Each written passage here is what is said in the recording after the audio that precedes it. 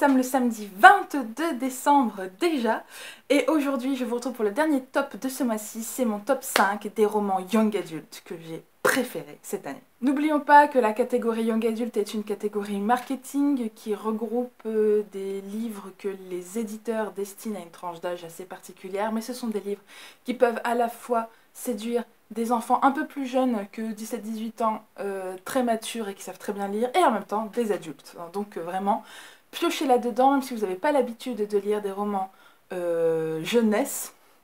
N'hésitez pas à piocher dans l'un de ces 5 livres parce que je trouve que ce sont 5 petites pépites que tout le monde devrait lire.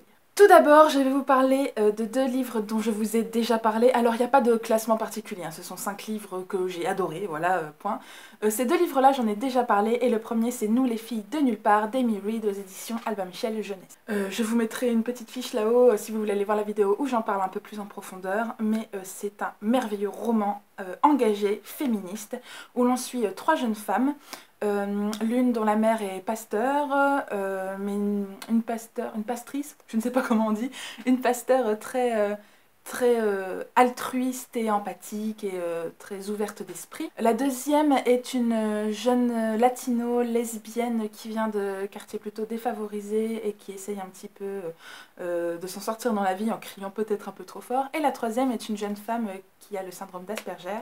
Et toutes les 3 vont en fait mener un petit peu une bataille contre des jeunes garçons de leur lycée qui s'en sont sortis sans aucun problème après avoir harcelé et violé une jeune fille. C'est un livre d'empowerment dingue où on prône la sororité, où on invite les filles à parler entre elles de leurs soucis et de ce qu'elles considèrent comme normal pour peut-être découvrir qu'en fait ce qui leur arrive n'est pas normal du tout.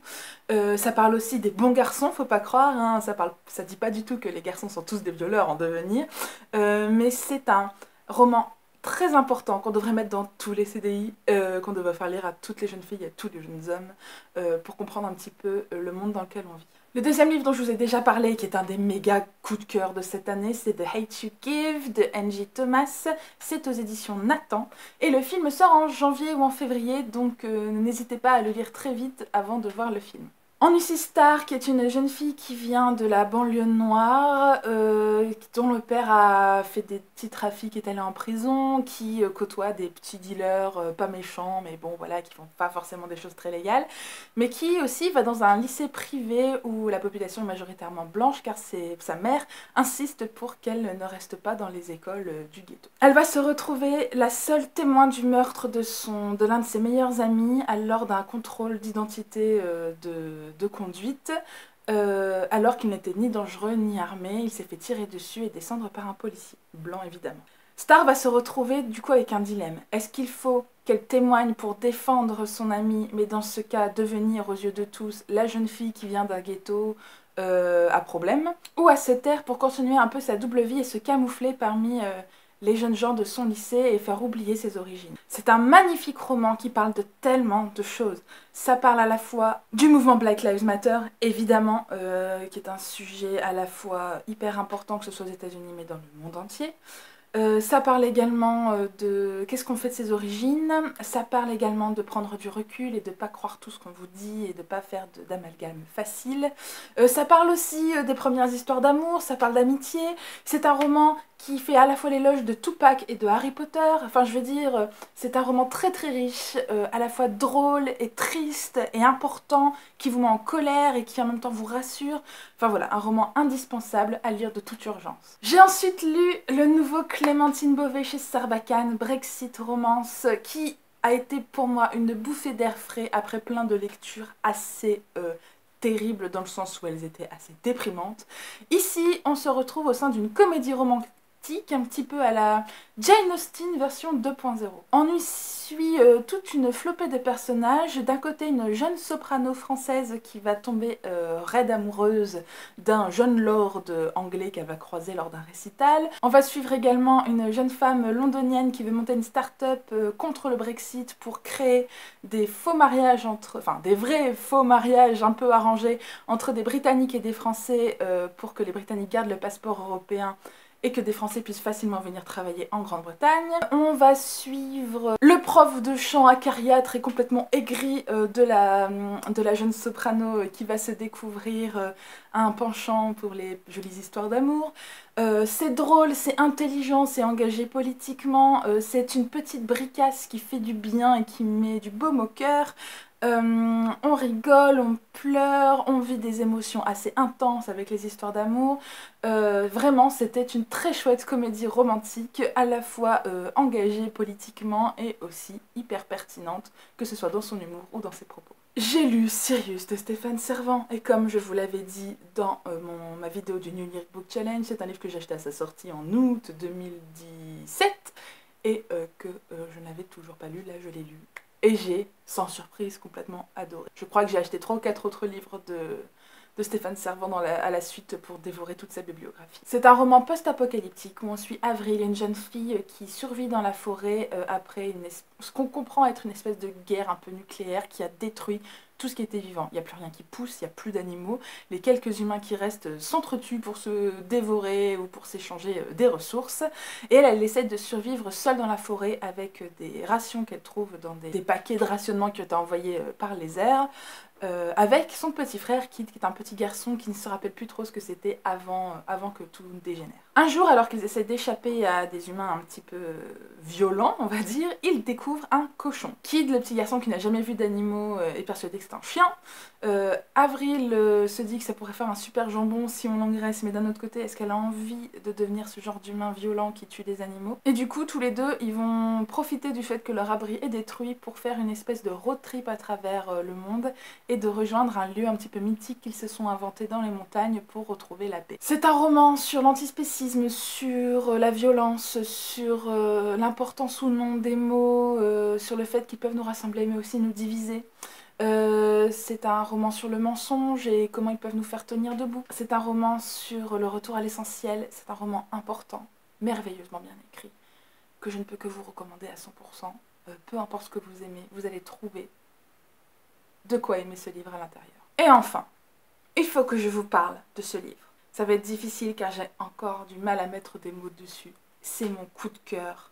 Si on devait retenir qu'un seul livre de cette année, ce serait celui-là. J'en peux plus d'attendre la suite. Je pourrais la lire en anglais, mais vu que j'ai le premier tome en français, je vais attendre qu'il sorte en français. Enfin bref, c'est un dilemme terrible.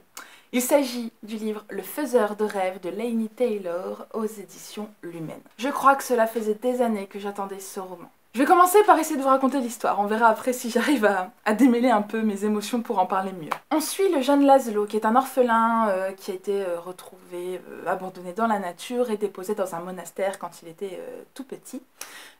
Et où il va grandir entouré de moines très austères, avec une rigueur et un manque d'inventivité, d'imagination, de sourire et de soleil dingue. Mais la chance de Laszlo, c'est que quand il est petit, il y a un des moines qui commence à perdre la boule et qui se met à raconter des histoires extravagantes qu'il n'aurait jamais racontées quand il était sain d'esprit, sur une ville mythique qui a vraiment existé au milieu du désert, dont venaient des richesses dingues, des pierreries, des soies, etc. Laszlo se prend de fascination pour cette ville et alors qu'il joue à être l'un des héros de cette ville dans les jardins du monastère, d'un seul coup, le nom de cette ville est oublié de tout le monde. On sent qu'il y a quelque chose d'un peu magique qui s'est passé et tout le monde a oublié le nom de cette ville qu'on finit par appeler désolation. Ce phénomène magique, la seule magie qu'il a jamais ressentie, va commencer à l'obséder et il va devenir un spécialiste de cette ville. Grâce à ses intérêts pour ces histoires, il va être embauché comme bibliothécaire dans une espèce d'Alexandrie fantastique. Et un jour, alors que plus personne n'y croit, que tout le monde se moque de lui, il va rencontrer une délégation qui vient de cette ville, qu'on pensait disparue, qui cherche des savants pour régler un problème magique incommensurable. Et Laszlo va se retrouver embauché par cette délégation pour aller à Désolation, tenter de régler le problème. C'est un univers qui est, selon moi, à la rencontre entre Les Mille et une Nuits, La Croisée des Mondes de Philippe Pullman, un petit peu de Jules Verne parce qu'il y a des inventions extraordinaires à base de vapeur, de soie, etc. On suit également un autre personnage dont on a le point de vue, mais il ne faut pas que je vous en parle tout de suite parce que ça risque de vous gâcher la surprise. C'est un roman de fantasy fou dans son originalité et dans l'inventivité dont a fait preuve l'autrice pour créer cet univers qu'on sent très ancré dans son imaginaire et bien construit et très stable. Les personnages sont extrêmement attachants. Il n'y en a aucun qui est tout blanc tout noir. Tous sont à la fois des bourreaux et des victimes, sauf peut-être Laszlo qui par sa naïveté réussit à remonter un petit peu la douceur et le côté bon enfant de l'histoire. C'est un roman merveilleux sur à quel point les histoires que l'on entend quand on est enfant peuvent vous forger pour le reste de votre vie. C'est un roman d'aventure extraordinaire. C'est un roman sur la terreur et la haine. C'est un roman sur la foi. C'est un roman sur le coup de foudre, sur le pouvoir de la rêverie. C'est un roman également magique avec des pouvoirs extraordinaires qui sont attribués à certains personnages. C'est un roman que je n'arrête pas de mettre entre les mains de mes clients, que je vais offrir à tour de bras à Noël, qui m'a entièrement fascinée. Pour vous dire par exemple, je pense que ce roman peut plaire énormément aux gens qui ont aimé La Passe Miroir, dans le sens où ça a ce côté intrigue complexe, personnages hauts en couleur, univers hyper bien construit. Mais moi, j'ai eu du mal à m'attacher à La Passe Miroir. J'ai lu que le premier tome, j'ai aimé que les 50 dernières pages et tout le reste, j'étais un petit peu ennuyée. Alors que dans Le Faiseur de rêves, ça m'a beaucoup plus parlé. Alors après, c'est ma sensibilité à moi. La Passe Miroir, ça ne parlait pas de ça. Ici, ça parle du pouvoir des histoires. C'est mon sujet préféré dans tout l'univers de la littérature. Donc forcément, moi, ça m'a énormément plu. Mais ce roman, j'ai l'impression qu'il avait été écrit en partie pour moi, tellement je me suis oubliée dedans et j'ai adoré ma lecture. Cela faisait des années que j'avais pas disparu dans un livre à ce point-là pendant que je le lisais.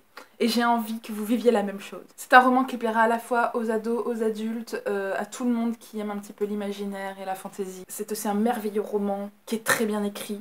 J'en ai pas parlé, mais le style d'écriture et le travail de la traductrice est merveilleux. Le style est hyper onirique et poétique, et c'est ce qui est quelque chose qui me plaît énormément en littérature.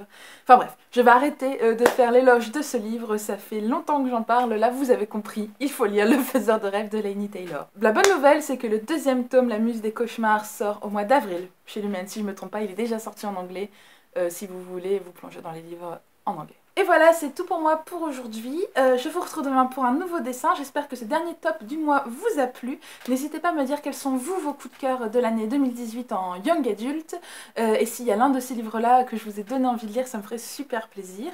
En attendant, je vous retrouve demain pour le dernier dessin du mois. Et je vous souhaite en attendant d'excellentes lectures.